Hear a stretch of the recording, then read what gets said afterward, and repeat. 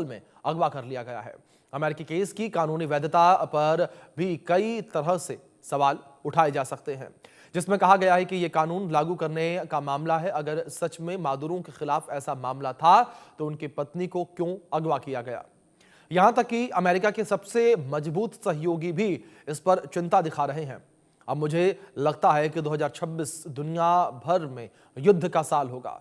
हम एक मजबूत नेता की राजनीतिक इच्छाओं को देख रहे हैं जो कानून के शासन के स्थापित नियमों को चुनौती दे रहा है।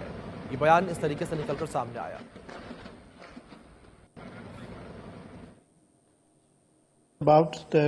About that President Maduro has been virtually abducted or kidnapped is whether this is the beginning of the answers or the beginning of the questions. And there are many questions.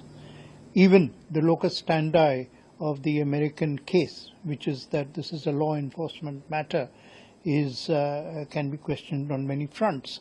If indeed that was the case against Maduro, why was his wife abducted? तो आपने सुना किस तरीके से ये बयान निकलकर सामने आया है और एमजे अकबर का ये बयान सामने आया है वेनेजुएला पर जिस तरीके से अमेरिका ने एयर स्ट्राइक की है। उस एयर स्ट्राइक को लेकर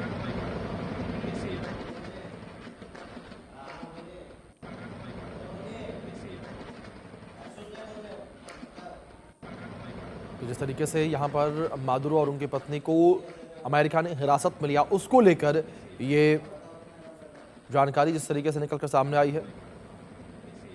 एमजे अकबर ने यह बयान दिया है और अमेरिका ने जिस तरीके से वेनेजुएला के ऊपर हमला किया, इसको लेकर तरह तरह की प्रतिक्रियाएं जो है पूरे विश्व में निकलकर सामने आ रही हैं। जहां एक और रूस ने, ईरान ने और चीन ने वेनेजुएला का समर्थन किया है, अमेरिका की निंदा की है इस हमले को लेकर। तो वहीं किम जोंग का भी बयान सामने आया। उन्होंने अमेरिका से सीधे तौर पर यह कहा कि अमेरिका वेनेजुएला के राष्ट्रपति निकोलस मादुरो को बिना किसी शर्त के रिहा करे।